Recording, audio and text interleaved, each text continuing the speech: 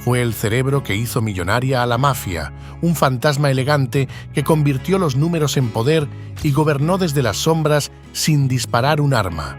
Transformó la mafia en una empresa global, mientras las autoridades apenas alcanzaban a ver la punta del iceberg, creando rutas de dinero oculto antes de que existiera el concepto de lavado y asociándose con los capos más violentos del siglo XX, desde los casinos de Nevada hasta el lujo de La Habana, siempre sin dejar rastro y sin pagar el precio.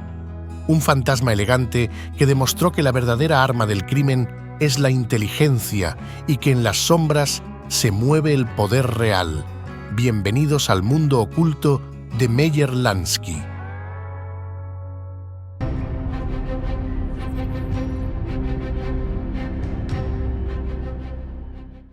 Se estima que el nacimiento de Meyer Lansky fue alrededor de 1902, aunque su fecha exacta de nacimiento sigue siendo desconocida. Nació bajo el nombre real de Mayer Suchowliński y su familia residía en Grodno, una ciudad que era parte del territorio que actualmente corresponde a Bielorrusia. En aquel entonces, Grodno era una importante ciudad dentro del Imperio ruso, con una población diversa y una significativa actividad económica y cultural, un bullicioso centro de comercio en la frontera polaca que albergaba una próspera comunidad judía. Precisamente la familia de Lansky era de origen judío y durante su infancia el joven Meyer se sumergió en estudios hebreos y frecuentaba la sinagoga con sus seres queridos. Sin embargo, la vida para los judíos bajo los gobernantes rusos no era precisamente la más fácil de llevar. La familia de Meyer decidió huir de Rusia a Estados Unidos en marzo de 1911. Durante 2 años, la familia vivió en un edificio de apartamentos en un barrio tranquilo de Brooklyn. Pero cuando el padre de Meyer ya no pudo pagar el alquiler, trasladó a su familia a un edificio de departamentos en el Lower East Side de Manhattan. Allí, más de 500.000 de personas, en su mayoría irlandeses, italianos y judíos, estaban apiñados en un par de millas cuadradas de bloques de la ciudad. Para el joven Meyer era un lugar exótico y fascinante. Le encantaba pasear y ver cosas que nunca había visto antes. Vio a otros niños robando, pero siempre recordaba a su madre diciéndole que no tocara nada que no le perteneciera. Complacer a su madre era lo más importante para el joven Meyer, y decepcionarla era inaceptable. Meyer Lansky fue testigo del gran esfuerzo de su madre para alimentar a sus hijos, incluso sacrificando su propia comida cuando los armarios estaban casi vacíos para que sus hijos no pasaran hambre. En un viernes fatídico, el joven Meyer, quien había jurado que algún día su familia tendría riquezas, decidió arriesgar el níquel que le habían dado para pagar al panadero por hornear el estofado de su familia. Decidió arriesgarlo justamente en uno de esos juegos de azar de la esquina. Aunque nunca había apostado antes, Meyer había observado con fascinación a los inmigrantes irlandeses y judíos jugar con lo que parecía ser una fortuna para el joven. Confiado en que ganaría y podría regresar a casa con más dinero para su familia, Meyer hizo su apuesta, pero para su consternación lo perdió todo. Nadie en el juego le prestó atención y se alejó tambaleándose. Dudó en volver a casa porque se sentía peor que un criminal. Había decepcionado a la familia. Fue un momento definitorio en la vida del joven, pero lo que más le molestaba era que había perdido ese dinero. Esa noche, antes de irse a dormir, se juró a sí mismo que algún día sería un ganador, que los vencería a todos. Meyer comenzó a observar los juegos con más determinación que nunca, decidido a aprender el secreto. Notó que otros hombres a menudo se detenían en los juegos de azar y recolectaban ganancias de los hombres que dirigían los juegos. También se dio cuenta de que estos hombres estaban usando cómplices, hombres con quienes estaban en connivencia para hacer que otros jugaran al juego. Mantuvo los ojos bien abiertos y pronto entendió los trucos. Entonces decidió que era hora de probar suerte nuevamente. Esta vez conocía las reglas y entendía exactamente cómo lo estaban haciendo. El viernes antes del sábado, con su comida en una mano y un níquel firmemente agarrado en la otra, Meyer observó un juego hasta que vio al cómplice hacer una apuesta. Siguiendo el ejemplo del cómplice, el joven hizo su propia apuesta justo cuando lanzaban los dados. Ese fue uno de los momentos más excitantes de su vida. Puede sonar muy extraño cuando solo estaba en juego un níquel, pero fue verdaderamente un punto de inflexión para la vida de Meyer. Ganó esa apuesta como sabía que lo haría y durante semanas siguió jugando el mismo juego. Por todo el Lower East Side, moviéndose de calle en calle, manteniéndose un paso adelante de los organizadores y cómplices, Meyer nunca volvió a apostar con el mismo dinero de su comida. Meyer tenía una cabeza para los números y su padre, un caballero trabajador que laboraba en los talleres de la industria de la confección, estaba decidido a que su hijo fuera un éxito. Decidió que Meyer destacaría en la escuela y crecería para ser un ingeniero mecánico. Y efectivamente, Meyer obtuvo excelentes calificaciones en la escuela, pero cuando no estaba estudiando, estaba en las calles. Fue absorbido de inmediato por el mundo criminal, y la parte más seductora de ese mundo era el juego. Escondido en un agujero en su colchón, había un capital que aumentaba constantemente, que el joven ganaba jugando a los juegos de azar de las esquinas. A medida que Meyer continuaba ganando en solitario, veía que los judíos del Lower East Side eran frecuentes objetivos de las pandillas organizadas irlandesas e italianas. No era tanto un asalto antisemita como un ataque a los inmigrantes menos organizados y respetuosos de la ley. Un día, camino a casa desde la escuela, Meyer fue atacado por un grupo de chicos sicilianos mucho mayores que él, que exigían tributo al adolescente. El líder de este grupo de extorsión era Salvatore Lucania, quien se haría más conocido como Charles Lucky Luciano. Salvatore solía molestar a los judíos solitarios porque rara vez se defendían, pero esta vez se dio cuenta de que había acorralado a un oponente pequeño pero peligroso. «Paga», le dijo Luciano a Lansky, pero recurriendo a su pasado y a la forma en que los judíos de Grodno se habían enfrentado a sus opresores, Lansky le dijo a Luciano que se fuera al infierno, que no pagaría ni un centavo al italiano ni a nadie más por ese asunto. De pie frente a frente en la nieve sucia de Nueva York, tanto Lansky como Luciano se dieron cuenta de que había algo especial en el otro. Ambos tuvieron una comprensión instantánea. Fue algo que nunca los abandonó. Finalmente, Luciano y los sicilianos dejaron pasar a Meyer sin pagar. El vínculo entre Luciano y Lansky comenzó a partir de esa confrontación. En algún momento durante los próximos 6 años, Meyer Lansky conocería y se haría amigo de otro hombre que lo acompañaría en su ascenso a la cima del sindicato del crimen, Benjamin Bugsy Siegel. Se conocieron, según Meyer, en una esquina de la empobrecida Lower East Side de Manhattan cuando ambos eran adolescentes. Los dos estaban involucrados en una pelea que surgió de un juego de dados en una esquina, cuando se sacó una pistola y posteriormente se dejó caer. Lansky vio a Siegel alcanzar la pistola y apuntar a uno de los combatientes justo cuando comenzaban a sonar los silbatos de la policía cerca. Lansky golpeó el brazo de Siegel y lo obligó a dejar caer el arma. «¿Estás loco?», gritó a Siegel. «Vamos, salgamos de aquí». Finalmente los dos jóvenes huyeron, aunque Bugsy apenas podía contener su ira hacia Meyer diciendo: «Necesitaba esa pistola, estúpido». A pesar del comienzo difícil, Lansky y Siegel se convirtieron rápidamente en amigos y pronto fueron los terrores de su vecindario. Lansky formó su primer grupo callejero, una tropa de criminales judíos llamada la Pandilla de Bugsy y Meyer. Meyer era sin duda el cerebro del grupo, mientras que Siegel era la fuerza bruta. Siegel era un espíritu libre y parecía que solo Meyer podía manejarlo. Se dice que los opuestos se atraen y probablemente hay pocos amigos tan diferentes como Lansky y Siegel. Bugsy era un hombre de aspecto llamativo que estaba listo para pelear y, a pesar de su gran inteligencia, estaba dominado por sus pasiones. Meyer era el pensador, el que nunca dejaba que sus emociones gobernaran su cabeza. A pesar de sus diferencias, los dos adolescentes estaban más unidos que hermanos. Les gustaba extorsionar a prestamistas de dinero y dueños de tiendas judíos, así como a dueños de tiendas de origen irlandés e italiano y apostadores. Nadie estaba a salvo de la pandilla.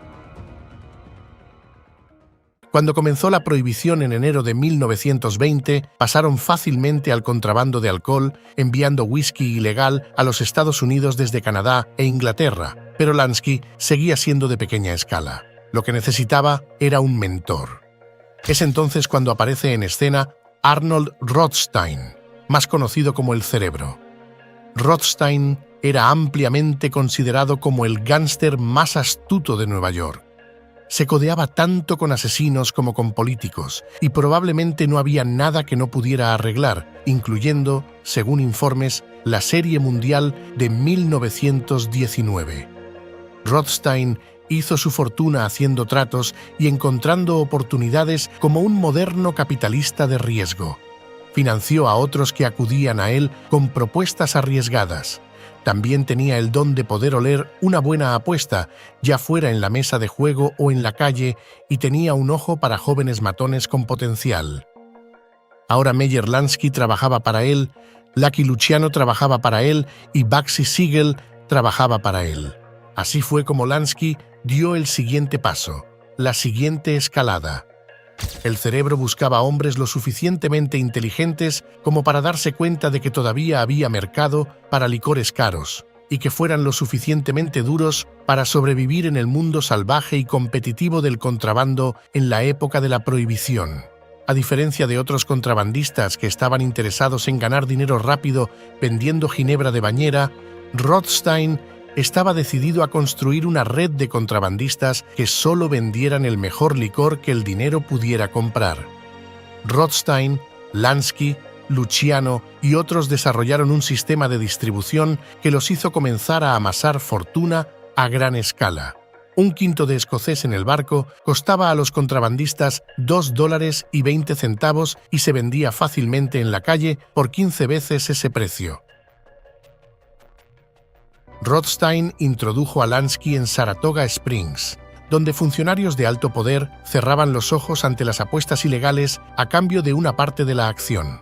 Durante el día, ricos y pobres arriesgaban su dinero en el famoso hipódromo del centro de la ciudad. Por la noche, las apuestas se trasladaban a lujosos clubes nocturnos llamados Casas de Lago, predecesores tempranos de los casinos de Las Vegas. Lansky dirigía las salas de juego en dos de las mejores casas del lago.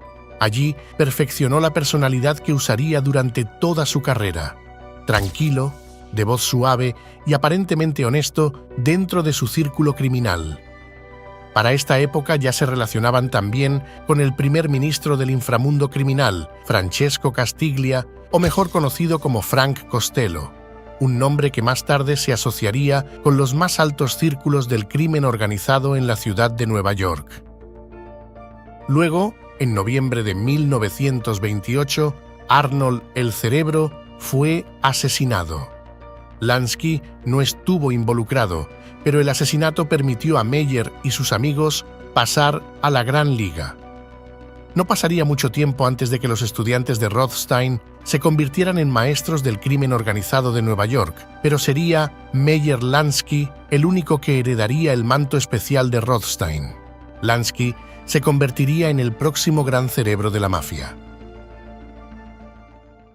Durante la época de la prohibición, Lansky y Luciano, junto con otros como Bugsy y Costello, ya eran ampliamente conocidos en el mundo del AMPA. Luciano ya había atraído la atención de dos de los principales rivales gánsteres por el título de jefe de jefes. Ambos hombres, Joe Maseria y Salvatore Maranzano, estaban presionando no tan gentilmente a Luciano para que se uniera a sus bandas.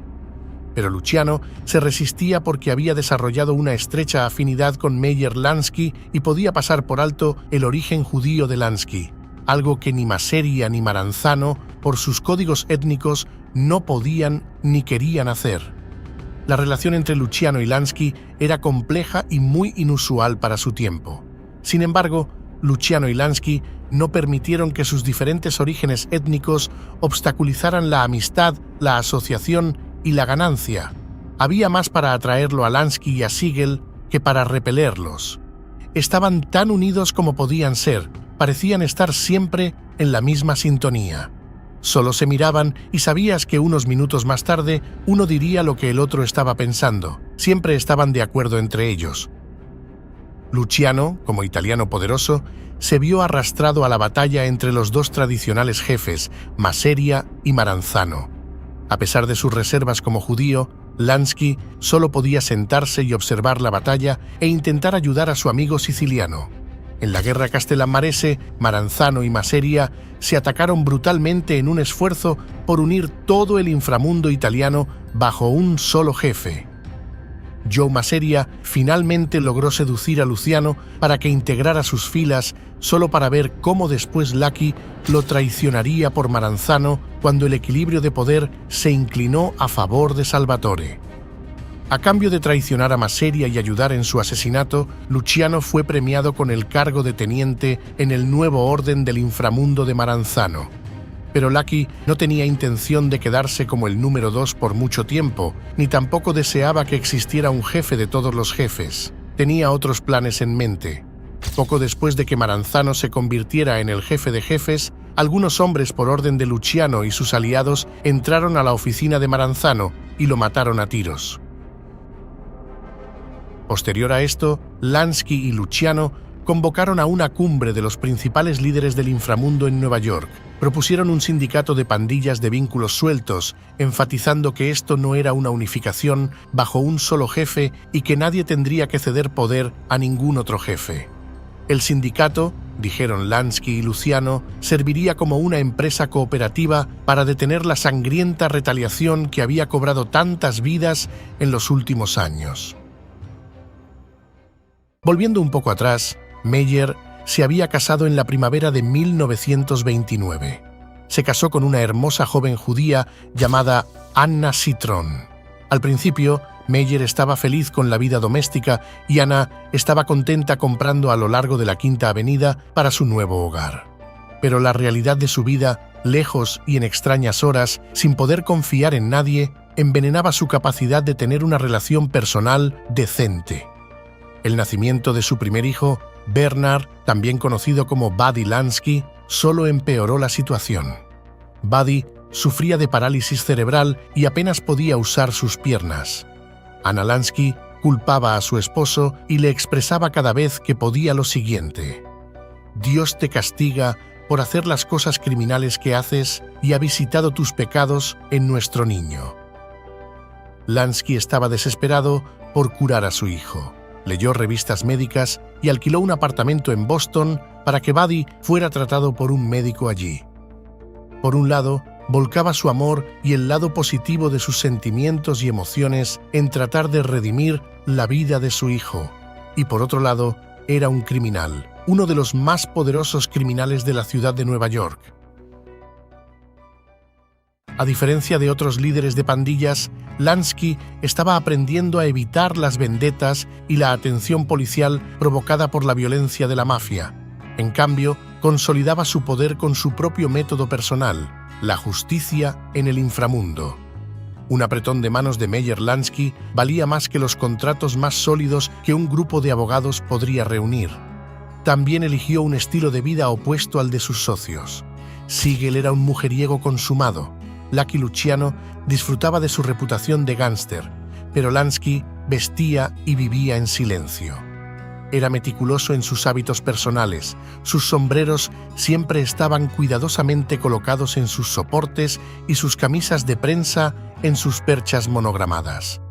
Era discreto y tímido, pero cuando se trataba de hacer negocios, Lansky podía ser tan despiadado como sus compinches asesinos. Cuando terminó la prohibición, Meyer dejó el contrabando y se dedicó exclusivamente al juego, que siempre fue su primer amor. Nunca lo abandonó realmente, simplemente volvió su atención hacia el negocio más lucrativo en ese momento. Fue gracias a las enseñanzas pasadas del cerebro Rothstein que Meyer, Siegel, Luciano y Costello perfeccionaron el arte de las operaciones de casino y hotel.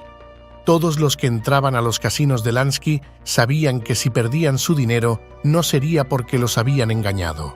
En los siguientes años, Lansky desarrolló lentamente una reputación que atrajo a los apostadores más grandes y a los jugadores más influyentes. Esto permitió que el imperio de casinos de Lansky creciera a un ritmo acelerado y de manera sólida. tenía tanto dinero entrando que era difícil llevar la cuenta. Incluso un buen contador como Lansky se confundía de vez en cuando. Lansky les hizo crear a los demás lo que llamó el Banco de Dinero de Compra, con un fondo inicial de $5.000, que era pagado por Costello a políticos y policías que acordaban mirar hacia otro lado cuando ellos entraban en sus distritos. Pero evidentemente no todo puede ser gloria en los caminos de la delincuencia. Un revés que tocó las fibras más profundas de Lansky llegó para 1936, cuando Lucky Luciano fue encontrado culpable de dirigir anillos de prostitución en Manhattan. Lucky fue condenado de 30 a 50 años de prisión. Cuando Luciano fue encarcelado, las autoridades policiales de Nueva York mencionaron a 6 personas que creían podrían tomar el mando, y Lansky, evidentemente, fue mencionado. Anticipándose a los acontecimientos siguientes, Lansky fue lo suficientemente astuto como para decirle a su amigo Bugsy Siegel que ambos podrían ser los siguientes.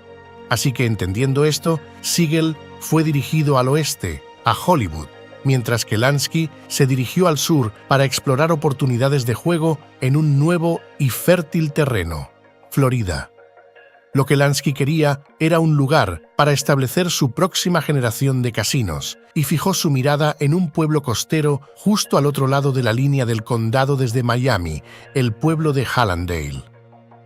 En ese momento se podía ver que en cada empresa en la que se involucraba Lansky necesitaba tener un socio italiano.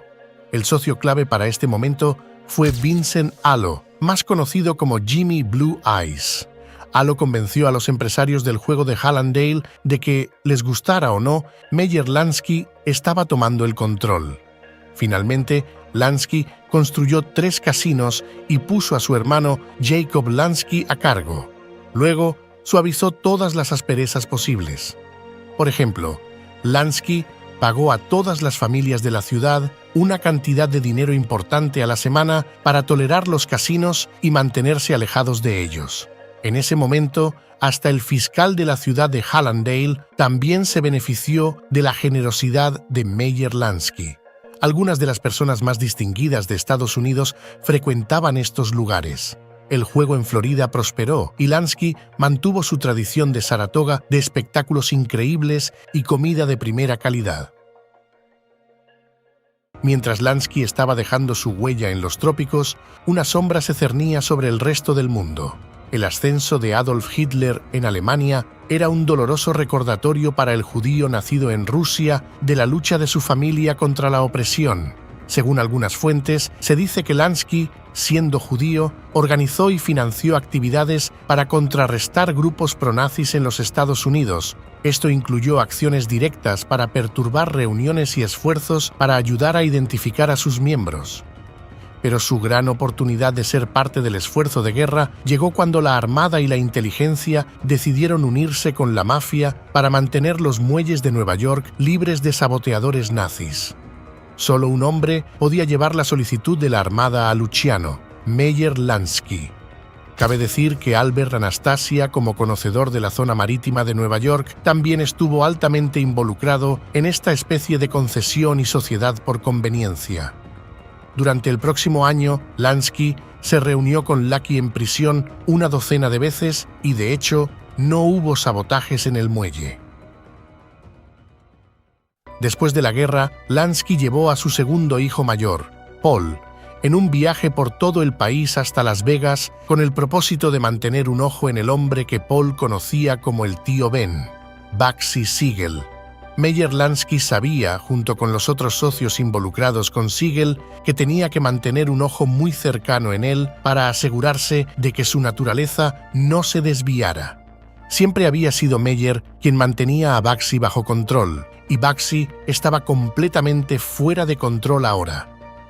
Con el dinero de la mafia, Siegel intentaba convertir a Las Vegas en un paraíso del juego a la misma escala que Florida, comenzando con la construcción del lujoso Hotel Flamingo. Sin embargo, los sobrecostos estaban agotando el dinero de la mafia y Bugsy estaba llevando el Flamingo al fracaso incluso antes de su apertura. Solo unos meses después de la visita de Lansky, Siegel fue asesinado a tiros en Los Ángeles. Muchos coinciden en que esto no pudo haberse hecho sin al menos haberle informado a Meyer Lansky, y siendo consciente de ello, al menos tuvo que asentir con la cabeza de mala gana. Lansky siempre negó haber aprobado el asesinato de Siegel. Lo amaba, dijo más tarde, y mientras me escuchara, siempre se mantendría fuera de problemas. Bugsy Siegel ahora estaba muerto. Lucky Luciano también se había ido, liberado de prisión y deportado a Italia. Meyer Lansky era el último de su trío de Nueva York que quedaba en Estados Unidos y apenas había comenzado su ascenso a la cima como el principal magnate de la mafia. Para finales de la década de 1940, Meyer Lansky había consolidado su imperio de juego en Florida. Estaba ganando millones de los turistas que apostaban en sus glamorosos casinos cerca de Miami y enviaba millones al norte a sus socios, quienes proporcionaban la fuerza para respaldarlo. Pero había un socio que no podía manejar, su esposa Anna. La pareja ahora tenía 3 hijos. Meyer Lansky, siempre en movimiento entre sus casinos de Florida y su sede en Nueva York, no estaba mucho en casa, y Anna, obligada a manejar la familia casi por su cuenta, no pudo soportar la presión. Anna se divorció de Meyer en 1947 y poco después fue internada en un hospital psiquiátrico. Después del divorcio, Lansky intentó involucrarse más en los asuntos familiares, especialmente preocupado por su hijo discapacitado. Buscó ayuda de Vincent Mercurio, un voluntario del hospital que había interactuado con Buddy durante sus sesiones de terapia. Lansky se encariñó con Mercurio y a menudo le ofrecía consejos. Durante las salidas, Lansky preguntaba si Mercurio apostaba, advirtiéndole que no lo hiciera. «Porque siempre vas a perder», advirtió Lansky, cuyo consejo estaba arraigado en una comprensión exhaustiva de las probabilidades. En 1948, Lansky encontró un nuevo escollo en el camino cuando el sentimiento estadounidense se volvió contra el juego. Ciudades como Hallandale retiraron su apoyo uno por uno, lo que resultó en el cierre de los casinos de Lansky. Aún así, sobrellevó la crisis con su reserva de millones. Durante este periodo su vida familiar parecía estabilizarse. En ese mismo año, Lansky contrajo su segundo matrimonio con Thelma Schwartz, una manicurista que conoció en Florida. Sin embargo, al regresar de su luna de miel en Europa, Lansky recibió noticias desagradables. Se había iniciado una investigación sobre el crimen organizado en Nueva York y ante el dilema que esto suponía para Lansky, decidió ejercer su derecho de la Quinta Enmienda cuando fue convocado para audiencias relacionadas con el crimen organizado, exponiendo su destacada posición en el mundo criminal. Posteriormente, enfrentó un enjuiciamiento en Florida por juego ilegal. El abogado personal de Lansky le aconsejó que luchara, pero Lansky contempló declararse culpable para evitar testificar contra sus compañeros de mafia. Más tarde, enfrentó otro enjuiciamiento en Saratoga Springs, declarándose culpable nuevamente. Sin embargo, esta vez, una multa no sería suficiente. Lansky pasó 3 meses en la cárcel del condado y tras su liberación decidió trasladar sus operaciones de juego al extranjero. En 1953, Cuba necesitaba a Lansky tanto como él necesitaba un refugio seguro. Lansky había estado metiéndose en el juego cubano durante años, pero ahora la industria turística de La Habana estaba amenazada por el escándalo. Muchos de los casinos fueron expuestos por usar juegos manipulados para engañar a los turistas. El presidente Batista ofreció a Lansky el papel de ministro no oficial de apuestas, confiando en su reputación de juego limpio frente a los grandes apostadores.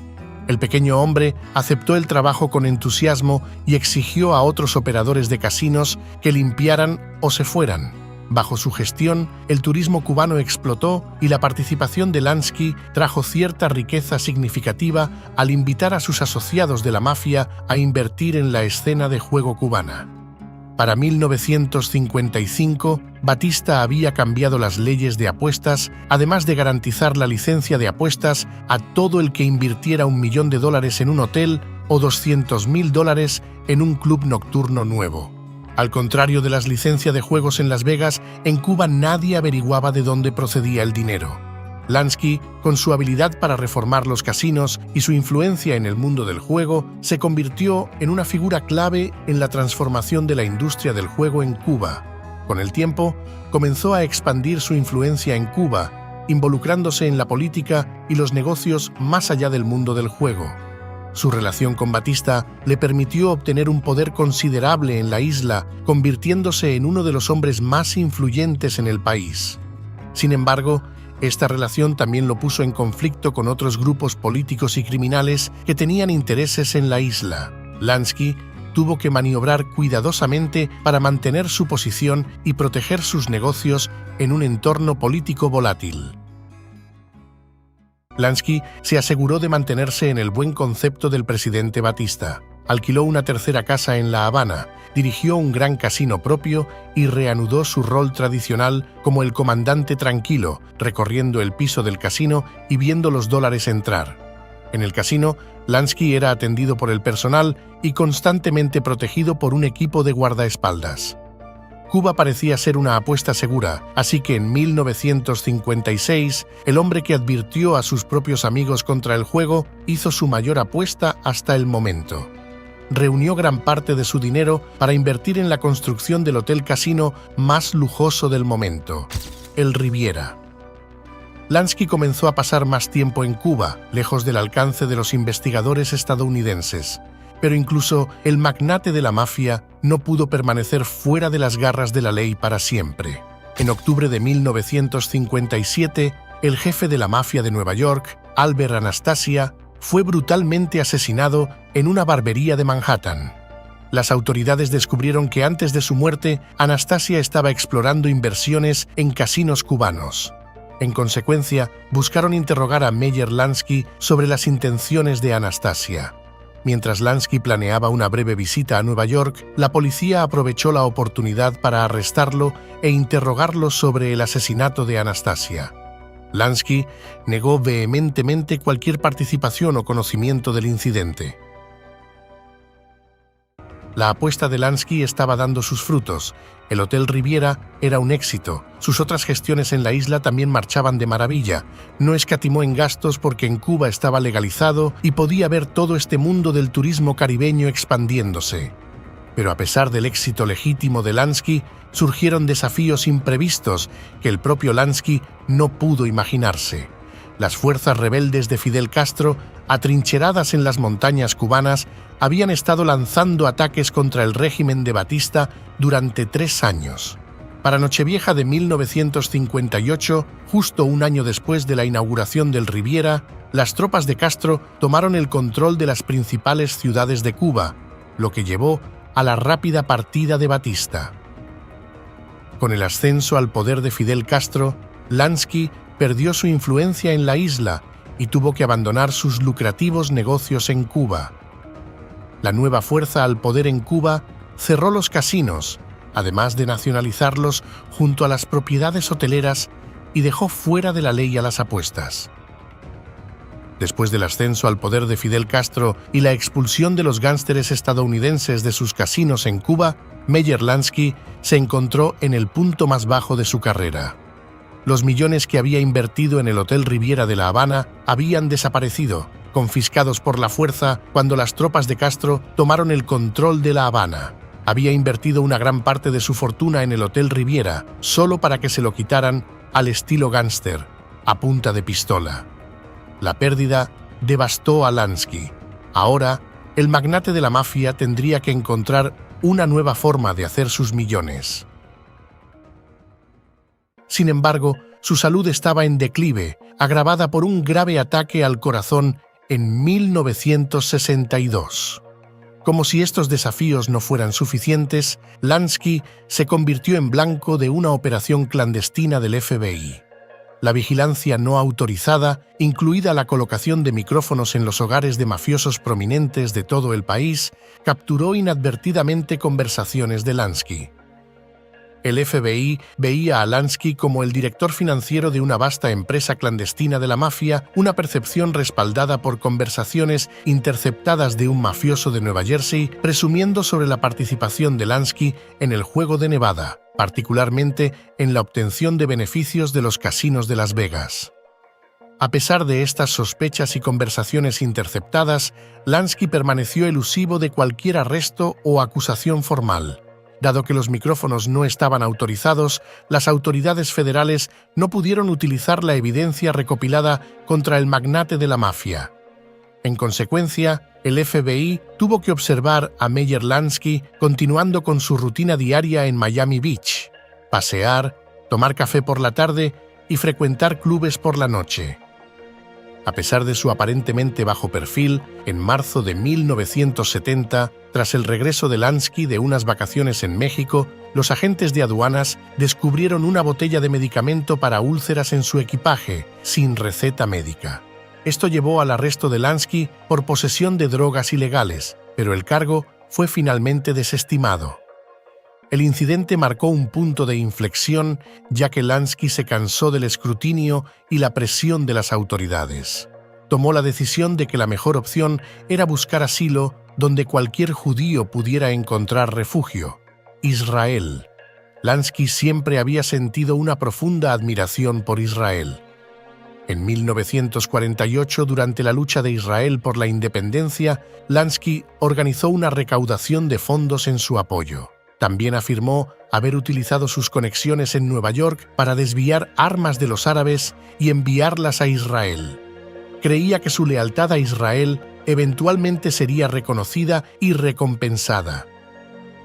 En junio de 1970, Lansky y su esposa Teddy volaron a Tel Aviv. Sin embargo, para 1971, el Departamento de Justicia lo convocó de regreso a los Estados Unidos. Finalmente, los federales acusaron a Lansky de desviar beneficios de los casinos de Las Vegas. No obstante, en Tel Aviv, Lansky parecía imperturbable, ya que había anticipado este escenario. Ya había planeado solicitar la ciudadanía israelí. Sin embargo, la notoria reputación de gángster de Lansky comenzó a alcanzarlo en el peor momento posible. La prensa israelí comenzó a interesarse en él como un relicto del mundo de la mafia judía. Para evadir la cobertura de prensa, Lansky se mudó de Tel Aviv a un hotel resort en la playa del Mediterráneo. En un intento por mitigar la publicidad negativa, Lansky concedió entrevistas a periodistas, alegando ser una víctima del sensacionalismo mediático. Los periódicos intensificaron su campaña en su contra, pintando una imagen que se escaló fuera de control. Lansky lamentó las exageraciones, incluyendo falsas afirmaciones sobre su riqueza, resaltando que deseaba poseer siquiera una fracción de la fortuna que se le atribuía. Israel rechazó posteriormente la solicitud de ciudadanía de Lansky, considerándolo una amenaza para el Estado. Lansky apeló rápidamente esta decisión ante la Corte Suprema de Israel.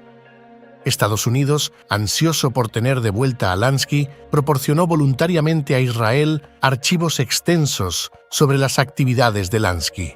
En septiembre de 1972, la Corte Suprema de Israel falló en contra de Lansky, ordenándole que abandonara el país de inmediato. Ante la expulsión, Lansky orquestó un plan de escape secreto, con la intención de sobornar a funcionarios para que lo ayudaran a huir a Paraguay. En noviembre de 1972, abordó clandestinamente un vuelo nocturno hacia América del Sur. Sin embargo, cuando su avión cruzaba el Atlántico, el FBI logró rastrearlo. A su llegada a Paraguay, se le prohibió a Lansky desembarcar. En cada parada que el avión hacía, agentes del FBI se encontraban en la pista junto con las autoridades locales, asegurando que Lansky permaneciera a bordo. Eventualmente, el avión regresaría, llevando a Lansky inevitablemente de vuelta a Miami para su arresto. El FBI esperaba ansiosamente este arresto, deseando finalmente detener a Lansky y construir un caso en su contra. La esposa de Lansky, Teddy, llegó a Miami desde Tel Aviv 3 días después. Teddy se derrumbó ante la prensa y expresó su angustia por la difícil situación de su familia. Las autoridades ahora buscaban asegurar una condena sustancial en su contra. El primer juicio de Lansky fue por desacato al tribunal. Mientras estaba en Israel, no se presentó cuando fue citado por un gran jurado en Miami. Fue declarado culpable y sentenciado a 1 año de prisión, pero permaneció en libertad mientras apelaba. Aún debía enfrentar un juicio por evasión de impuestos. Este caso dependía de un informante poco confiable, un mafioso de Boston llamado Vincent Teresa. El juicio comenzó en julio de 1973. Teresa le dijo al jurado que le había dado el dinero a Lansky en 2 ocasiones, ambas en Miami. Pero el abogado de Lansky, David Rosen, logró demostrar que en una de esas ocasiones Lansky estaba en Boston. El propio Lansky, cada vez más frágil, no testificó. Finalmente, el jurado absolvió a Lansky de las acusaciones relacionadas con el dinero de Vincent Teresa y se retiró un acta de acusación separada por el desfalco en Las Vegas. Debido a su edad y salud deteriorada, Lansky fue considerado no apto para ser juzgado, lo que llevó a la anulación de su condena por desacato al tribunal en 1974. El contador de la mafia Meyer Lansky finalmente murió de cáncer pulmonar el 15 de enero de 1983 a los 80 años, dejando una viuda y 3 hijos. El FBI creía que tenía más de $300 millones escondidos, pero jamás encontraron el dinero.